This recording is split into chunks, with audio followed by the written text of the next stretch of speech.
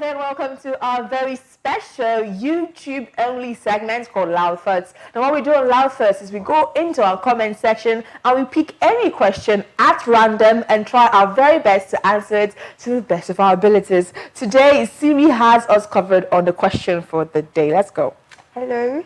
So this question is from Baye Concepts and it says, is love enough reason to get married?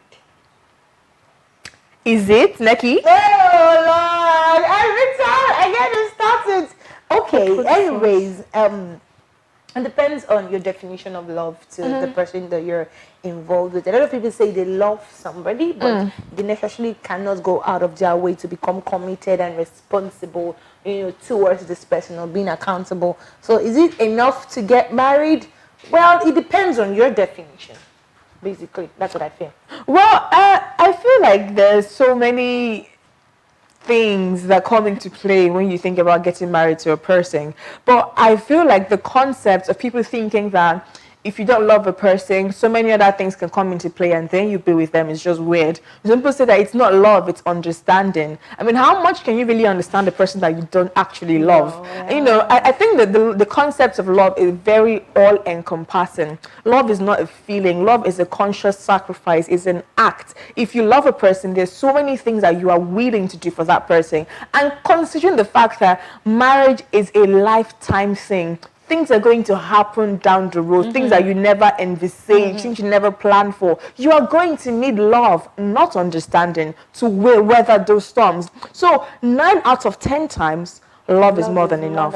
More than enough. Sylvia, what do you think? Yes, I feel like love is enough reason to get married. But love should not be the only thing we look out for when we're getting married. Like, Exactly. we should look for understanding too.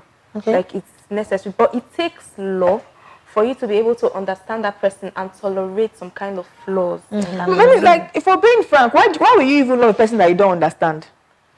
You know, Why it's would you always not even accept the they'll be person like, the way no, the person they will say things like, oh, you love the person, but money is also important. Why you love somebody that does not have money? Somebody that is not let's be frank. Somebody that is not a financial literate, somebody that is not willing to learn how to make money. Why do you love the person? What's your reason?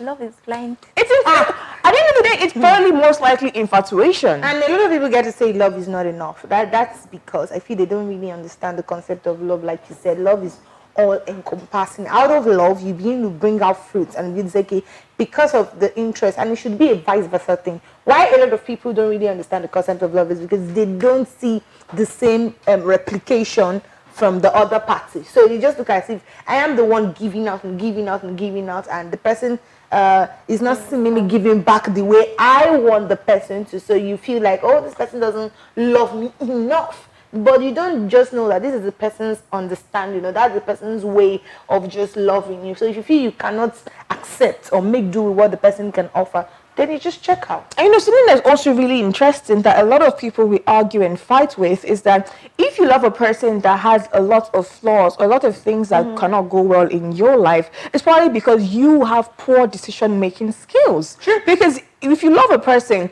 generally it means they tick some boxes in your head. It means that there's some things about them that you find immensely exciting. So I'm looking at you now and you're looking at a person with no future ambition. What box is he ticking in your head?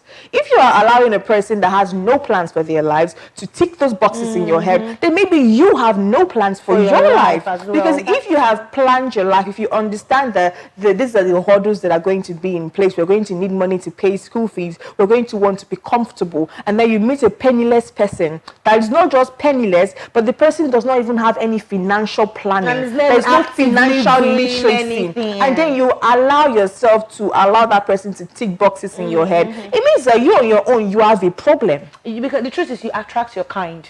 That's the truth. You attract your kind. So if you say you're with somebody right now, or you're looking at a prospect suitor, and you feel like, oh, this person I want to get involved with and get married to, but I don't feel like he has this, and I don't feel like he has that. You think you should look at yourself in the mirror and ask yourself, do you really have this? And do you really have that? Because you actually attract your kind. And if we're going to be frank, people are too casual about their life. And I don't really get it. People are just too casual about their life. Things just happen to you. See, I'm a very casual person. I like life to flow. But there are some things that you cannot be casual about. Stop allowing life happen to you. I was speaking to a friend of mine a few days ago, and I was like, we need to start getting into serious relationships. Like, time is going, no, we have to set it down. He was like, the guys in his circle that they've already made a pact that they can never be with a woman that does not have a job. That if he can afford a car, he wants to be with a woman that can afford a car. Not because he doesn't want to spend on the woman, he just wants to be sure that you can actually do the thing. That if worse comes to worse, if family's problem comes, he knows that he has a partner that is capable.